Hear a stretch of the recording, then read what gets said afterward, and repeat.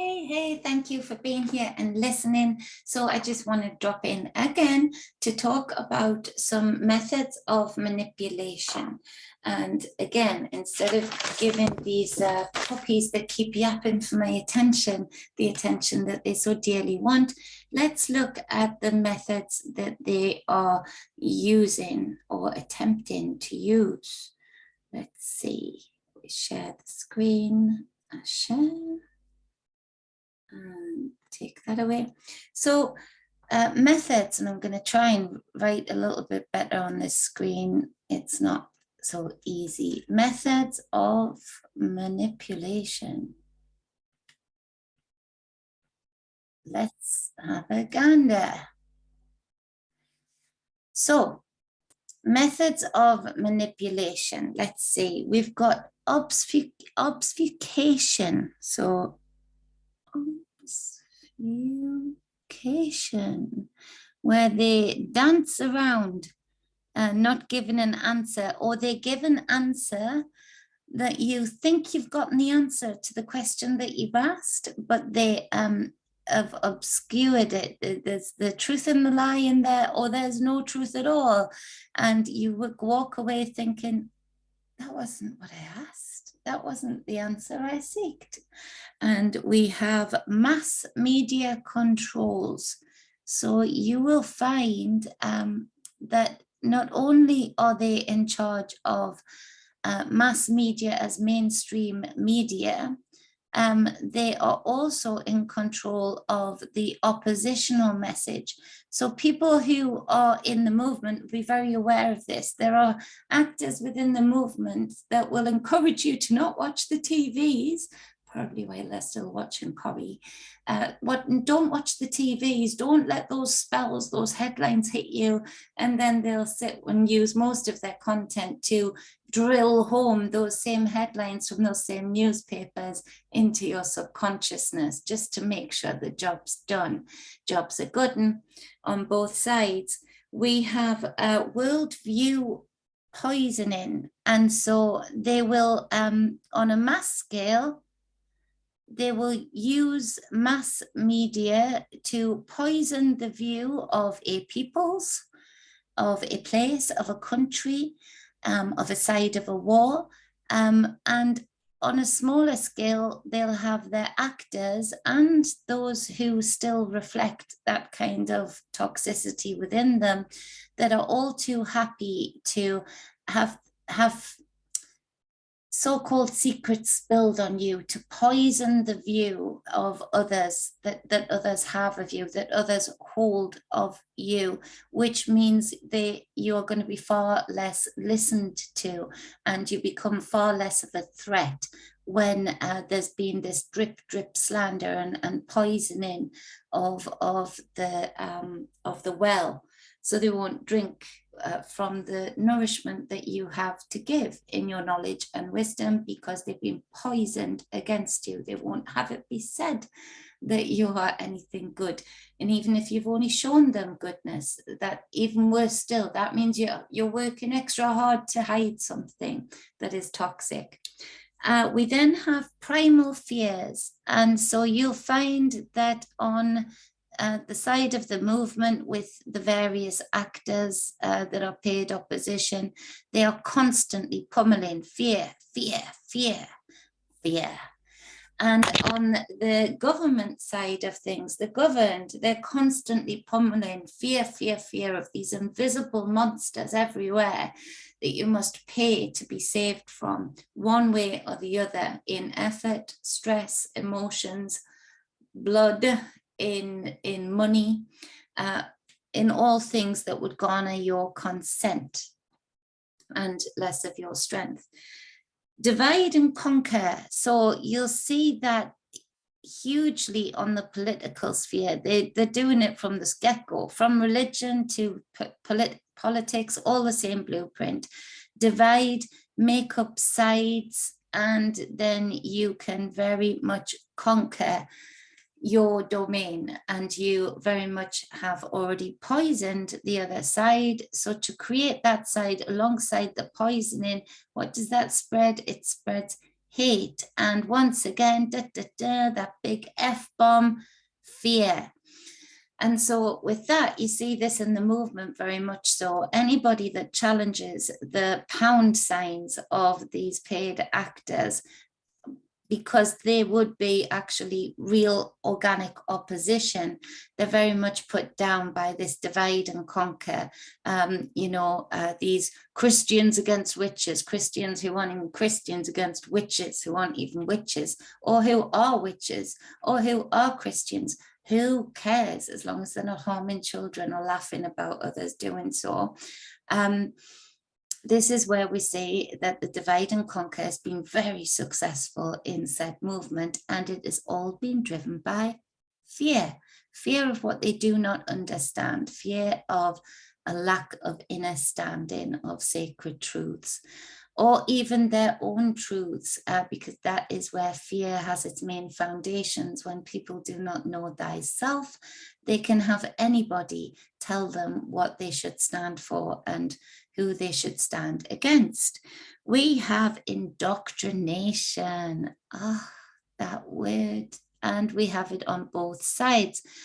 You've gone through the sways in this movement of being indoctrinated to hate those who have gone for the jab, to laugh at them, to judge them.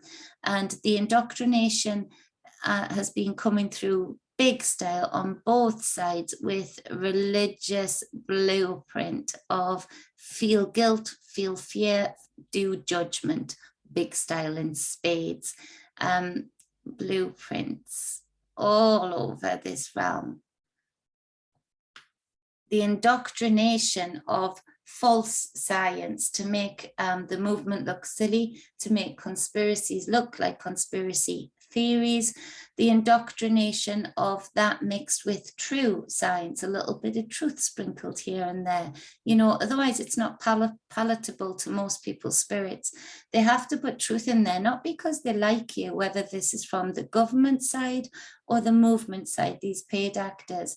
They're going to sprinkle some truth in there, not because they like you, but because they know that something that is just based on lies is not going to be palatable. It's not going to be digestible to the soul, to the spirit, quite as easily. If they put a little bit of truth in there, it's like a bit of salt, on a really bland meal. It makes it more palatable, more easy to eat and enjoy and digest, or even fake enjoyment of it. So then we have controlled opposition. My nemesis, not really. Controlled opposition. That's an S, Jenny. Opposition. You think I'd know how to spell it by now? They've been on my doorstep enough. Controlled opposition. There is no movement that has happened without them very quickly and structurally putting in controlled opposition. Because with organic opposition not being controlled, then these systems wouldn't be standing as they are today. Again, the proof is in the pudding. So they know there's going to be opposition. In fact, they need it to be able to forcefully push their plans and agendas ahead in a more rapid way.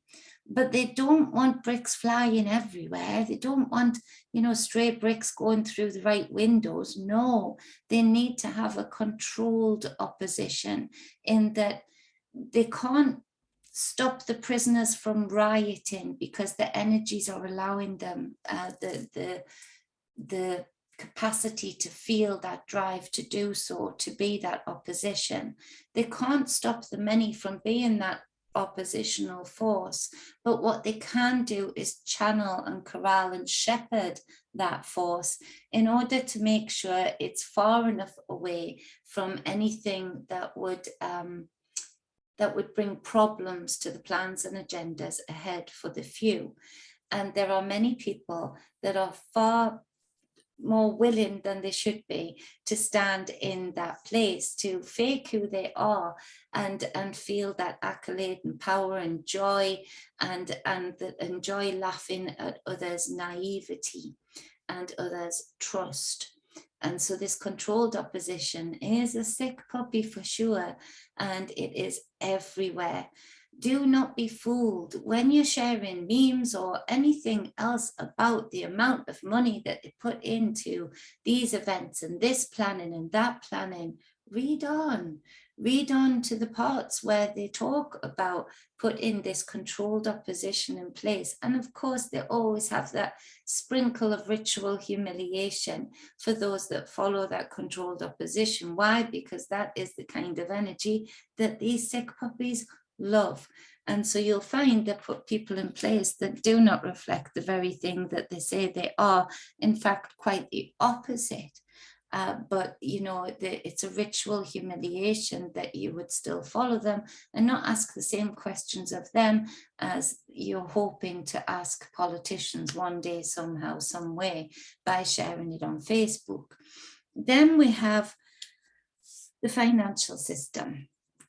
The financial system is a way of garnering consent. And that consent comes in both sides, on the movement and on the governed. It comes in, there is a financial system set up where a few are placed in places of prominency. And usually you'll find the very thing they say they're speaking on behalf of you about is the very thing that they would sell their grannies for, or they have no right to be doing so.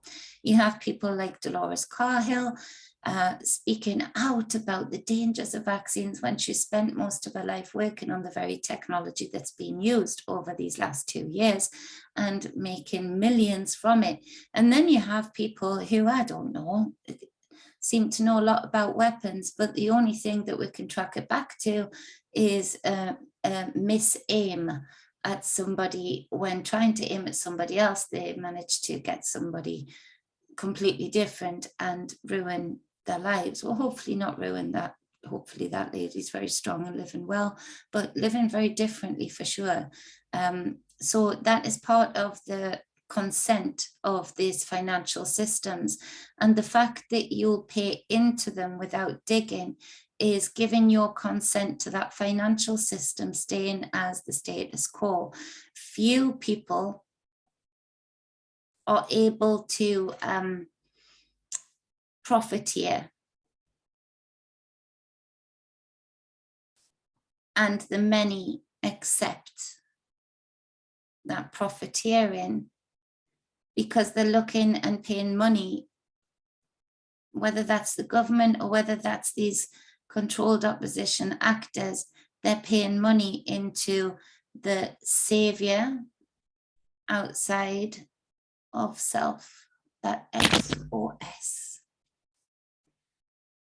And that savior is never going to come, because that savior wants you to just keep paying into it in the hope on the never that they'll be there one day somehow, some way to fight your corner on your behalf. Not going to happen. Food and medicine. And so with this, we have very obvious, whoever's in control of the food and the medicine is in control of the outcome. Again, based on fear, based on a lack of knowledge, ancestral knowledge being lost over generation to generation to generation. People again paying money into things like taxes and whatnot in order to hopefully be one day replied to for their SOS out there for the need of food and medicine, the sustainability of many people's lives, or all people's lives with food, a lot of people with medicine. Then we have the illusion of time. Illusion of time.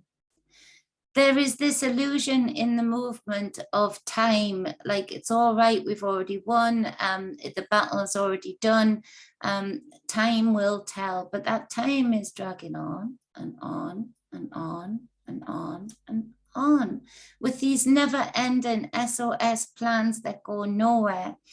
There is also the illusion of the end of time story, that old biblical chestnut, that script that these people keep following, and it keeps working, of this end of times. And so people think I can endure in this state of SOS for a bit longer because this speaker says we're coming to the end, or it's the political end of times, in that these politicians are going to pay soon, on the never, soon, end of times. And then you have speakers speaking about it from the biblical context, you know, doing all of the judgment thingy and making you feel supreme, because at the end of times you're going to be the chosen one. And when is this end of time? This cycle is just a cycle that they've played many times, and it always is on the precipice of some kind of advance, whether it's advance in machinery, technology, medicine, advance in knowledge.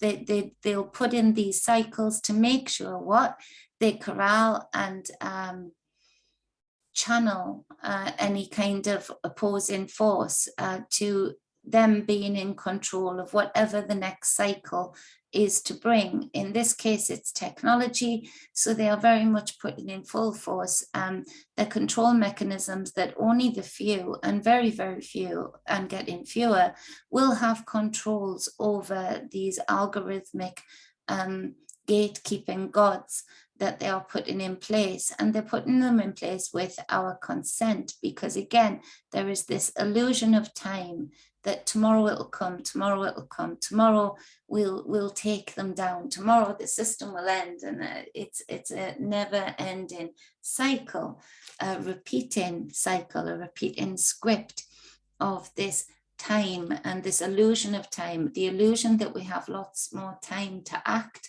and also the illusion of time that their time is running out. And so on both ends of the scale, it is an illusion, and it is an illusion that stretches out and out for as long as people want to keep pulling that string. How long is that piece of string? Well, it's as long as you are gullible in many cases, and that is the sad fact. Now we see religion and binding. All of this is bound up in a religious blueprint, a belief system outside of self, a belief system of sacred alchemical and geometrical shapes and knowings and wisdoms that bend with creation itself, and individual life stories, and the fractals of them all implemented in different ways, so the possibilities being endless.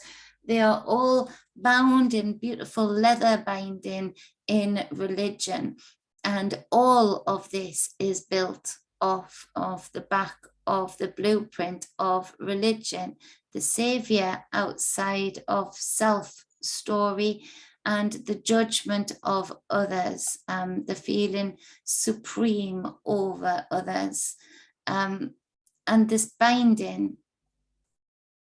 And the belief system in these organized religious contexts are binding to all of this very clever and manipulative and elaborate spell work. But when broken down, it's simple and simplistic, and it works. And so all of these things can be reiterated and strengthened by the religious contexts that are put over them. And it makes it even worse for people like me to be taking these sacred truths that have been unfortunately bound and chained in leather binding, and using them for their expansiveness and their never-ending possibilities and applications on any given lifetime. They're very much the strengthening factor of all of these, the stories of guilt, fear, and judgment that are bound up and distorted. These sacred texts distorted to mean those things: the fear, the guilt, the supremacy, and judgment of others, and even self. And this comes with this garners great consent for many, many, many abuses of and over humanity itself, and particularly our young, who rely on us to see through this bullshit. And then we have, let's see, subversive symbolism. And so they will use symbolism, subversive symbolism. They will use symbolism and take sacred symbols and invert them in order to what? Burrow down like the cones of the spellwork of the words into your subconscious.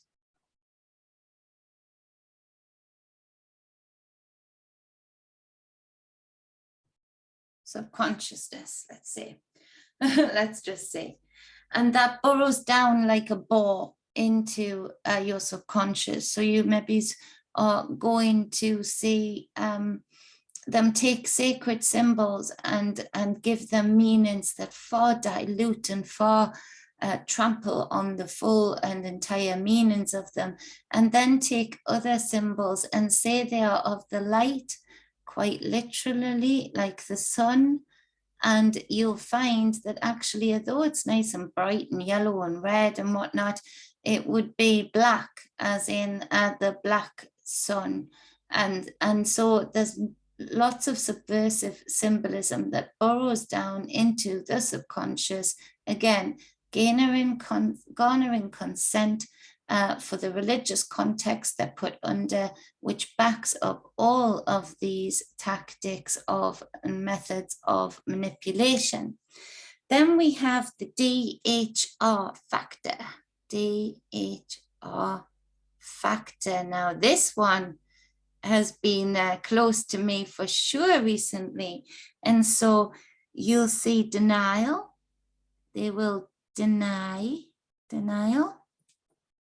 till the cows come home, even if it's their own voice telling on them. They will hassle, they will troll like never before. They might even have people come to your door asking you if you've been committing suicide lately. You know, people in uniforms, they will hassle, they will troll you in the echo chambers of the likes of these apps, Telegram, WhatsApp, whatever, Telegram being a real bad one in the UK, and ridicule. And so they will ridicule, sounds a bit like witch hunts.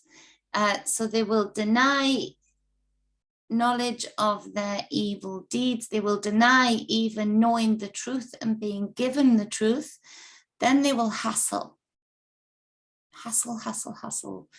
troll, try and burrow down under your skin, and then ridicule. Again, going back to that poisoning of the chalice, poisoning of the collective around you, to separate you out, to try and break you into a place of SOS call. And then guess what? If you were to SOS call, or if you were to finalize yourself, they'd shed tears. They'd say, oh dear, we're so not sorry, because they're never sorry for anything, but they would, you know, they would shed a tear for you while they were never around to stop this SOS place in your life from happening, or you come into that place in your life. And so this denial, hassle, and ridicule is key. When you do not just neatly fit into these methods of manipulation, and when you do not lie flat on your back and think of England for all of these methods of manipulation, this is when you will get and feel with gusto the DHR factor. Denial, hassle, ridicule. Good job. There are plenty of us, the few of us, who are actually willing to stand in our own power, know thyself, self-reflect, not cast out hate, but observe from a place of love, but also wisdom. And do not take lightly the wisdom and love, when applied together, can be ruthless to spread the truth. So much love, much balance, much wholeness. Thank you for listening. I promise this is all going to come into a culmination of a trip along memory lane and my present, as to how I have met and seen and witnessed people being given these methods of manipulation, and witnessed the effectiveness of them. So there is a lot of kudos to be given to those dark lords that want to control others, basically. Why? Ultimately, because they're afraid of themselves. Nobody wants to control anything or anybody when they are knowing of themselves, sovereign in themselves, because there's no need, there's no threat, there is no wanting of their position or of their perceived power or their perception of the public. There's just no wanting of it, because when you know yourself, when you are really truly sovereign, when you really true are a spiritual warrior, you aren't afraid to stand alone. And it just so happens that when you're like that, you'll attract in few, but those few that you attract in are strong and are not afraid of anything that can be thrown, because they know themselves. So there's not much can shake that perception and knowing of self. Whereas those who are doing the mudslinging are terrified. Those who want to control others and be in a very controlling state of the outcomes, and very much bought into that outcome being the only outcome acceptable to them, they are the ones that are actually living in terror and in fear, because they are so afraid of knowing themselves. They work hard to get to know you better instead of themselves. It's all projection, it's all distraction, it's all illusion. So enjoy the ride. Much love, much balance, and much wholeness. Mwah.